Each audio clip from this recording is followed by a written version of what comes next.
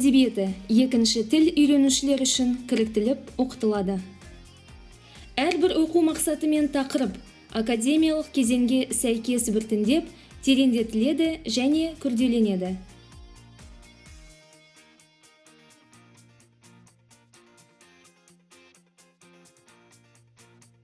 Тілдік құзыреттілігіне қойылатын талаптар CEFR деңгейлері шет тілдерінің меңгерілу деңгейін бағалайтын жалпы европалық бағалау жүйесінің стандартына сәйкес.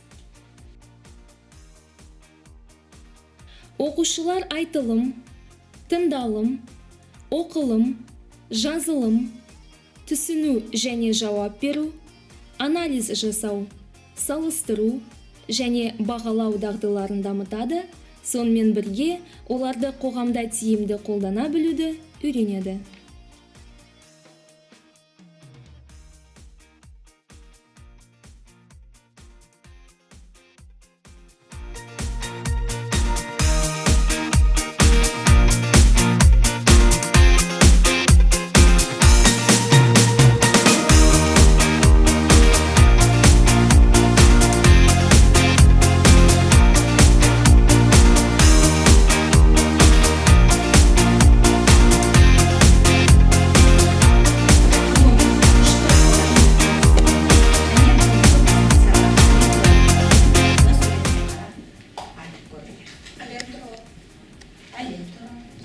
Өмірдегі достастықта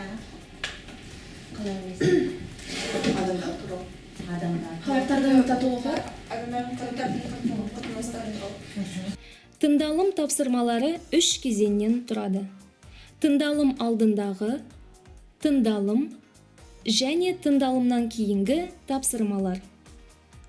Бастапқы кезеңде оқушылар тақырыпты жетелеуші сұрақтар арқылы болжайды, сәйкестендіру принципі бойынша жаңа сөздермен танысады.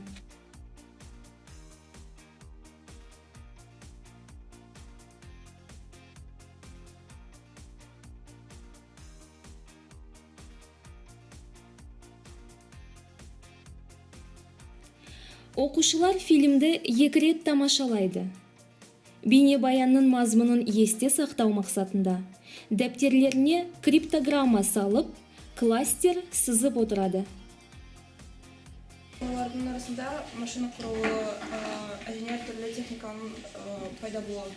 Біздің ойымша жаһандану әр адамдардың қарым-қатынастарды дамытады. Жаһандану бірнеше салаларға әсер етеді. Мысалы, аймақ, транспорт. Түсінгендерін топ ішінде талқылап, бәйге викториналық сұрақтар ойынына қатысады. Толық экранда бәйге ойыны бағалаудың фрагменттері көрсетіледі. дұрыс болса, жақсы, рахмет. Болды.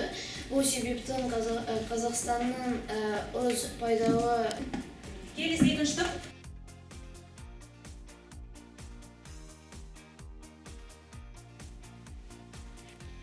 Тыңдалымнан кейінгі кезеңде оқушылар жаһандану Қазақстан үшін қаншалықты пайдалы деген сұраққа жауап береді.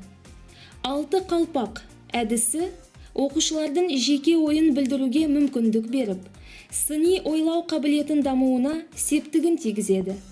Бағалау кезінде жауаптардың аудиоматериал мазмұнымен байланысты болуы, тақырып бойынша өз ойын білдіре алуы ескеріледі. Қазақ тіліндегі тыңдалым материалын қалай түсіне бастадың? Қазақ тіліндегі тыңдалымды мен бірінші сабақта қазақ тілі сабағынан бастадым. Осыға себеп менің мұғалімім болды. Ол маған әр кезде менде қиыншылық болғанда түсіндірген.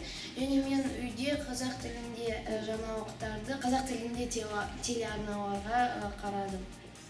Біз сөйлейміз қазақша, қазақ тілі тамаша.